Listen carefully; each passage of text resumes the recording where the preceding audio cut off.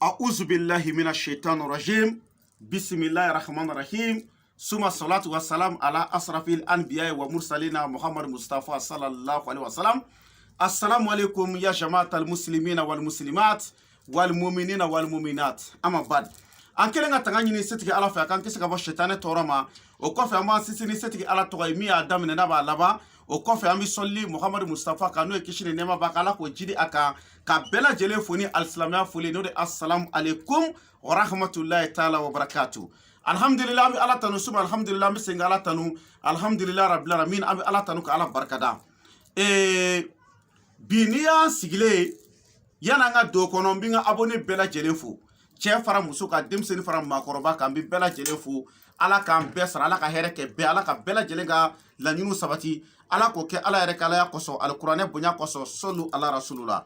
a y'a dɔn k'a fɔ aw denkɛ n'a ka gɛrɛbuden mankan don n'o de ne Sheikh Sherif Abdul Aziz Aidara ye ni ka bɔ Mali la Bamako commune 3 Samɛ alhamdulillah ni y'an sigilen bi an sigi kun tɛ foyi ye mɔgɔ caman bi baara dɔ dɔn ne bɛ to k'o kɛ n'o ye a bɛ fɔ tulu min ma ko kabako tulu ni dɔw k'a ma ko jarabi tulu ni dɔw k'a ma k'u ma deli ka tulu min ɲɔgɔn ye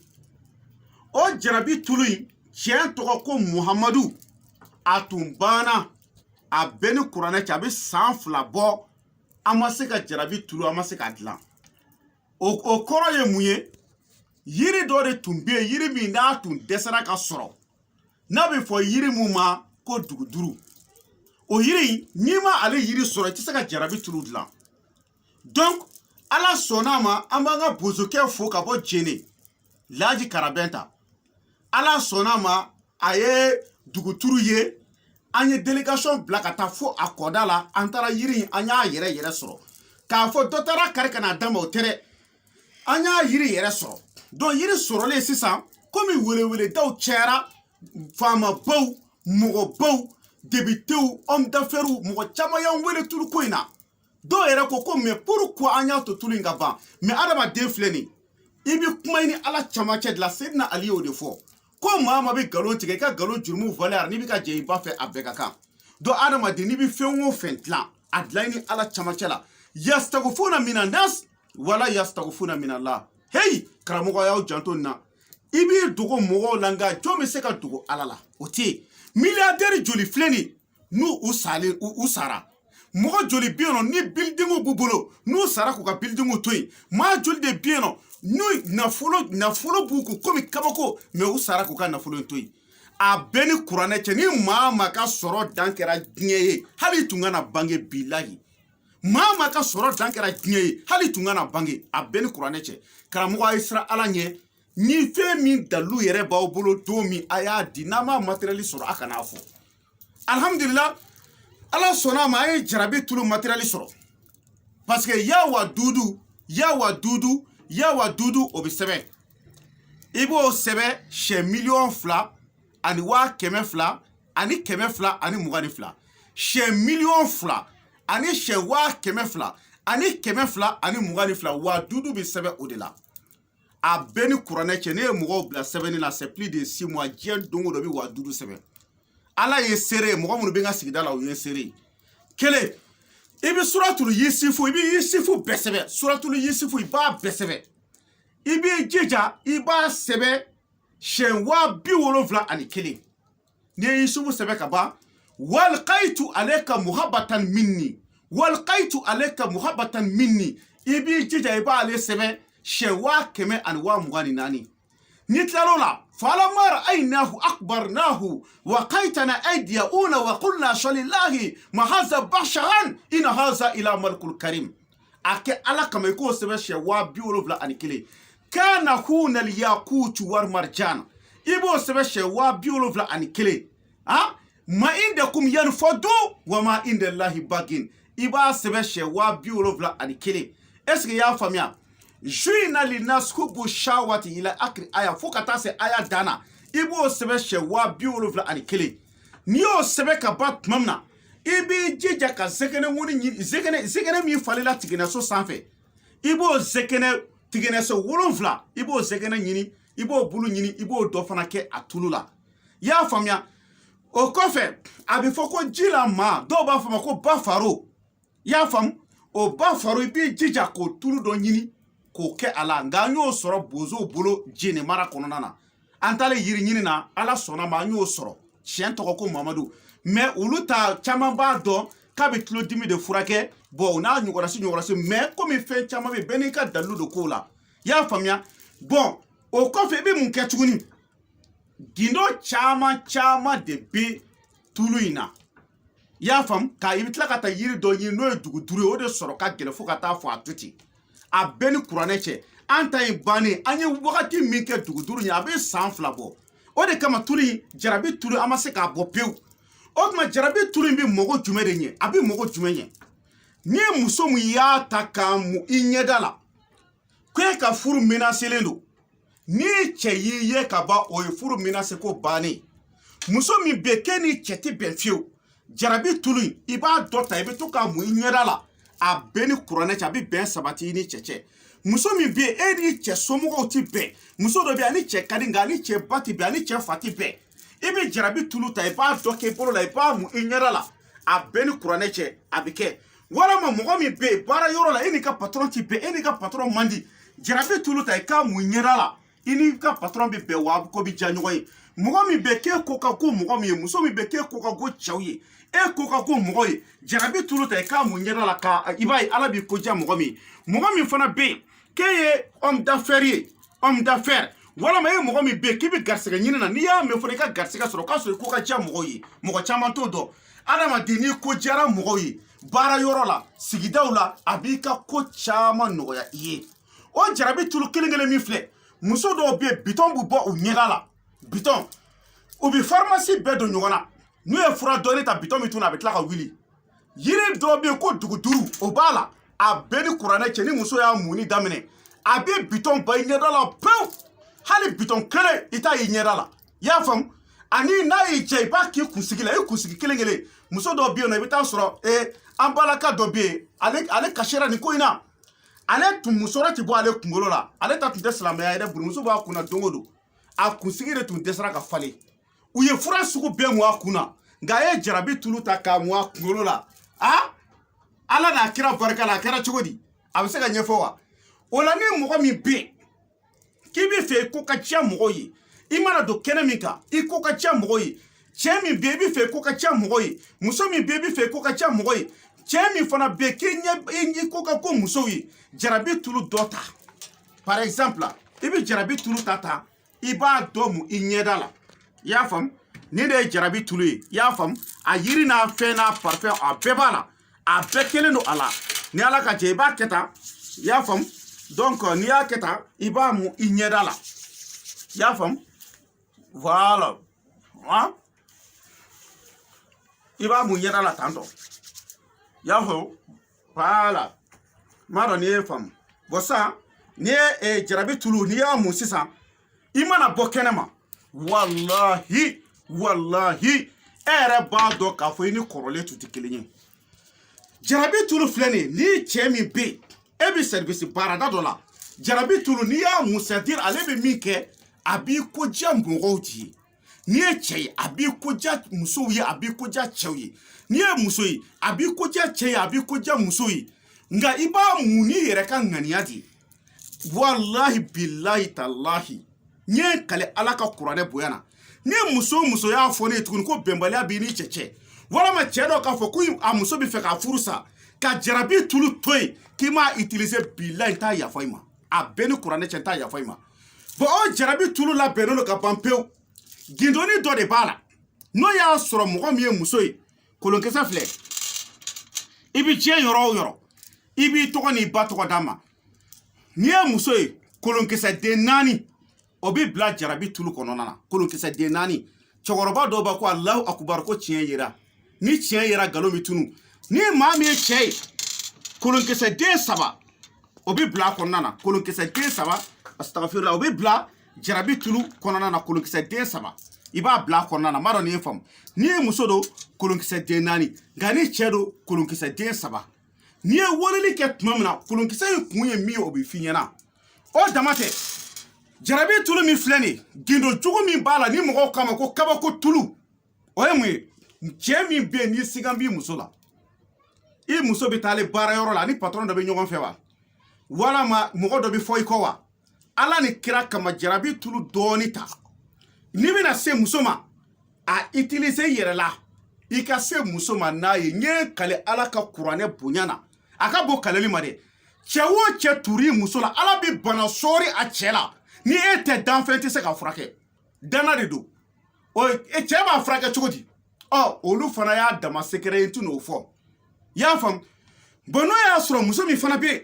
k'i dan b'a la k'i cɛ ye jɛnɛyakɛla wani de kɛcogo b'o la an b'a kɛ k'a d'i ma i cɛ tɛ jɛnɛya kɛ bilen a kɔni bɛ se ka muso furu mɛ a tɛ jɛnɛya de kɛ y'a faamu parce que ni e tɛ muso o muso jɔra i cɛ ɲɛkɔrɔ c'est-à-dire i cɛ bɛ ɲugu a muso tigilamɔgɔ la quoi n'i y'a utiliser n'i ye muso ye n'i y'a utiliser i la ni cɛ i n'a fɔ cɛ dɔ ka muso i cɛ k'a fɔ k'a bɛ ɲɛbɔ muso dɔ fɛ c'est-à-dire i b'a ye muso ɲugu bɛ da don a la quoi c'est-à-dire ni e yɛrɛ tɛ a tɛ muso foyi ye bilahi o ye jarabi tulu ye wa ni cɛ fana y'a kɛ a yɛrɛ la ten kelen dana don filanan i muso mago tɛ cɛ foyi la tuguni a bɛɛ ni kuranɛ cɛ i y'a faamu bon jarabi tulu in a bɛ fɛn caman caman de kɛ hali k'a dan nin yɔrɔ ma e dalen don so kɔnɔ e ye muso ye e cɛ bɛ jɛnɛya la kɛnɛ ma ani banajugu bɛna sɔri i dalen kan o yɛrɛ dama kama e kan ka jarabi tulu ɲini k'a utiliser cɛ fana e ye silamɛba ye tiɲɛ don a ye sɔnna komi a bɛ jamana wɛrɛw kan nanzara jamana ko bɛ jamana wɛrɛ kan mɔgɔ sago tɛ muso la bon e muso kana taa bana cɛyɔrɔ dɔ la ka na k'i la donc jarabi tulu ta i ka utiliser an b'a kɛcogo bɛɛ lajɛlen f'i ye o de la n ko cɛ ta ye kolonkisɛ 3 bi k'a la muso ta ye kolonkisɛ 4 bi k'a la donc n bɛ min fɔ bɛɛ lajɛlen ni maa o maa mɔgɔ bɛ jarabi tulu in na a filɛ nin a bɛɛ lajɛlen de filɛ aw bɛɛ ɲɛ b'a la nin de y'a bɛɛ lajɛlen jarabi tulu bɛɛ de filɛ nin donc ni maa min y'i sigi ko kalo 4 kalo 5 ko ka dɔ d'i ma a bɛɛ ni kuranɛ cɛ ne ma da la ni nin bɛ tɛmɛ tile 3 kan mais jarabi tulu an b'a kelen kelen feere 20,000 20,000 a bɔtini kelen ye 20,000 de 100,000 francs a bɔtini kelen 100,000 francs 20,000 don i b'a utiliser i yɛrɛ b'a ye mɔgɔ t'a fiyɛ dɛ e yɛrɛ de bɛ tila k'a lakale mɔgɔw ye a bɛɛ ni kuranɛ cɛ ni ne ye jarabi tulu ye i y'a faamu donc je vais m'exprimer un peu en français donc je vous salue tous il y a plein de gens qui me demandaient ces secrets là pour être bien aimé. Si tu es un homme, pour que ta femme va t'aimer bien, ou bien si tu es une femme, que tu sois aimé par ton mari. Ou bien s'il y a une femme là, s'il y a des mésententes entre toi et ton mari, tu ne veux pas que ton mariage la gâte là, il faut utiliser ça là. Ou bien un homme qui va utiliser ça là. Si tu utilises ça d'une manière, je te dis ça au téléphone. Si tu as touché ta femme là, aucun homme ne peut toucher ta femme encore. Si tu es une femme aussi, la même chose, mais il y a une différence entre eux. L'homme peut marier une femme au nom de la religion. Ça, c'est pas interdit. Mais s'il dit qu'il va suivre une femme comme ça, adultère comme ça, là, il va c'est-à-dire, il va détester cette femme, quoi. S'il voit la femme, on dirait qu'il va vomir, quoi. Il ne peut même pas voir la femme, quoi. Est-ce que vous avez compris? Donc, il y a des femmes, là, toujours, il y a des pitons dans leurs yeux, là. Il y a un arbre qu'on appelle Dougoudrou. Il y en a ça là-dedans. Si tu commences à utiliser le sol là, tu vas voir tous les bitons vont disparaître. Il y a les femmes là, leur CV là, ça ne sort pas. Ils font tous les médicaments, ça ne sort pas. Au nom de Coran, je jure, au nom de Coran, il faut utiliser ça dans ta tête là. Tout ça là, les CV là, ça va venir. Donc, si quelqu'un aussi qui veut être célèbre, pour que tout le monde t'aime là, chaque jour, il faut utiliser l'huile qu'on appelle Jarabi Tulu, qu'on appelle Kabako Tulu. Est-ce que vous avez compris? Donc, si vous voulez avoir une autre information, vous allez m'appeler sur mon numéro de téléphone. Et c'est mon numéro WhatsApp aussi. C'est mon numéro appel, c'est mon numéro WhatsApp. C'est 00223 après 77 90 17 17. 00223 après 77 90 17 17. Monsieur nga téléphone numéro ka bamanagana. Numéro ye Mali indicatif ye fufu ani keme flani mugani saba. O ye Mali indicatif ye. Nyere ka téléphone numéro o de bi wolonfla. O kofe bi kononton ke. O kofe bi tan wolonfla ke ka kuncha ni tan wolonfla ye. bi wolonfila ni wolonfila o kɔfɛ bi kɔnɔntɔn o kɔfɛ tan ni wolonfila k'a kun cɛ ni tan ni wolonfila ye mon numéro de téléphone c'est 00223 ça c'est l'indicatif du Mali je suis au Mali Bamako 00223 mon numéro même c'est 77 90 17 17 donc je veux que vous partagez cette vidéo partout pour que ça ne soit pas fini à vos amis. C'est ça qu'on appelle Jarabi Toulou. Kabako Toulou. L'huile qui fait plusieurs miracles au nom de Dieu. Plusieurs miracles. Si tu veux avoir l'argent dans la journée, ni bi feka wari sɔrɔ tile kɔnɔ Jarabi Toulou t'entendra. A kɛta i bolo la. I bolo kɛta kana frotter ɲɛda la dɛ. Tasuma dɔ ta k'i bolo yungu a kunna. A yungu a la n'i ka wari sɔrɔ hami ye. Ala kama a mun ɲɛda la. Bilahi tile ti bɔ ka bin n'i ma wari sɔrɔ a bɛɛ ni kuranɛ cɛ. I n'a fɔ e bi bɔ ka taa nasɔngɔ ɲini de la. K'a gɛlɛya ou bien e bi bɔ ka taa baara ɲini de la. Ou bien e bi ka bɔ ka taa i ka papier ko hamina ko la. Jarabi Toulou ta i k'a mun. Ala n'a kira barika la a b'i ka ko nɔgɔya parce que adamaden ni ko jɛra mɔgɔw ye i ka ko caman bɛ a bɛ nɔgɔya. Ala k'an bɛɛ sababa ma Ala ka tiɲɛ dɛmɛ. Donc n bɛ segin ka min fɔ karamɔgɔw ye. A ye baara kɛ tantɔ karamɔgɔw. Les marabouts disaient toujours la vérité. Si vous avez vu qu'on n'a pas donné ça, ça vaut 2 ans parce qu'il y avait un arbre qu'on n'a pas trouvé. C'est maintenant que notre main est trouvée sur cet arbre-là. Est-ce que vous avez compris? C'est pour cela qu'on est en train de donner à des gens le prix de chaque boîte, ça fait 100 000 francs. À boîte clé wa Mougandi. Il y a les parfums là-dedans, les noms de Dieu que j'ai dit, il y a la salade. Bon, on a un nyogonasi chama bala. Fait mon bala bête c'est qu'un nyefo. Il m'a fait un knyere kadi alay. Do fora mais do ma fo. Il m'a fait parce que c'est n'ali côté ko galon tigala ka galon jurmo Valérie. Ani ka jey ba fait a bekaka. Parce que kabako fait chama bala anti se ko lu fo ni yorola. Chien to ko Muhammad. Ya fam. Donc Jarabi Toulou fle ni mogo bala. Ni vire laje ka ba. Ni sigi ko chichok na bana a yiri antara yiri soro chugum na ala kelen peu de bado antara ngoni e dotige ani yoro dotige ka bo yiri na mais ango chogoroba ma ka ke ala kama ne ara bu chogoroba sara kalola a beni kurane che 100 000 francs ka yiri entretien ke ko dal parce que yiri fleni na tunna dro c'est-à-dire a soro mandi quoi tient ko Mamadou a fleurir jondi a fleurir jaune mais ni fleurir korobayara iba urushi bi bo akuna tuguni mo chama bi na fam sisa mais yiri mi do bi ya bedo nyogona itaso donc ambi choroba blaka entretien ke ne ba sara kalola wa muga pour que mogo ka se ka lafia pour que adama dun ka se ka lafia donc amba nyini ala fe ala ye mogo munu da to dala kama ani kuna ja kama ala ka so lu ka soro o ka se ka utiliser ala ye Muhammad da ko ti dundala o kuna ka go ala kana to ka soro jango ka utiliser ala kan bɛ sobama ala ka tiɲɛ dɛmɛ ala ka hamna ko bɛɛ lajɛlen nɔgɔya ya rabbi mɔgɔ minnu ka hɛrɛ bala ala ka solu ka sɔrɔ de la n'an bɛ ko kɛ an kɛ o kɛ ka yasin kala an b'a ɲini ala fɛ ala mɔgɔ minnu mago ɲɛ b'an bolo ala olu kunsi an ma mɔgɔ bɛ yen n'a mago tiɲɛ ala kana o kutigi kunsi an ma donc ala de tulo bɛ bɛɛ la ala de b'a ka jɔn dɔn ka tɛmɛ a yɛrɛ kan ala k'an bɛɛ sababa ma Jarabi Toulou a boîte kelen wa mugan de 100 000 francs une seule boîte ni ma yɔrɔ min faamu i bɛ wele téléphone na an b'a expliquer ɲɔgɔn ye clairement n'ala ka jɛ ye subhana rabbika rabbil izzati amma yasifun wa salamun alal mursalin alhamdulillahi rabbil alamin